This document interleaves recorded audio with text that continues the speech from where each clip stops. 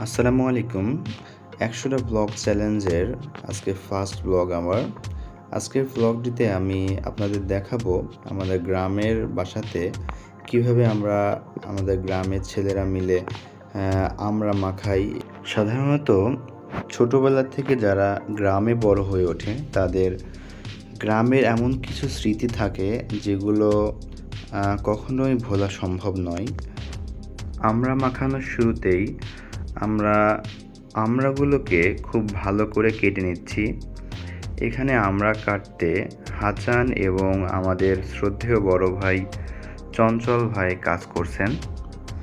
আমড়াগুলো কাটা হয়ে যাওয়ার পর আমড়াগুলো ফ্রেশ পানিতে রাখা হচ্ছে।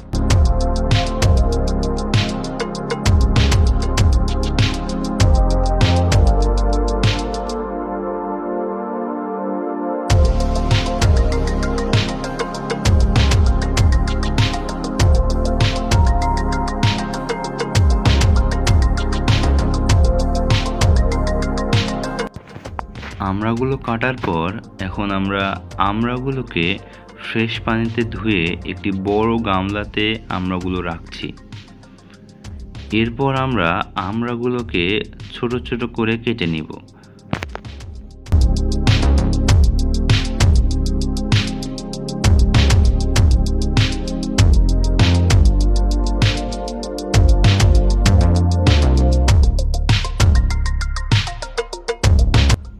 আমড়াগুলো ধোয়ার পর আমাদের শ্রদ্ধেয় বড় ভাই চঞ্চল ভাই এখন আমড়াগুলোকে কাটছেন এবং আমড়াগুলোকে কেটে একটি বড় গামলাতে রাখছেন।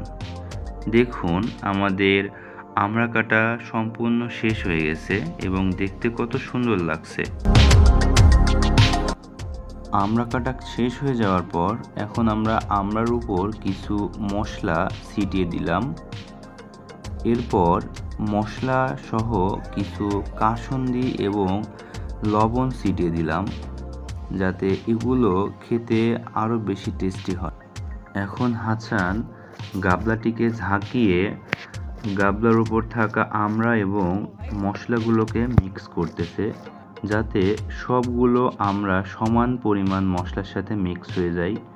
সাথে কিছু কাসুন্দিও দিয়ে দেওয়া হচ্ছে যাতে আরও বেশি টেস্টি হয় আমাদের এই আমড়া মাখানোটি।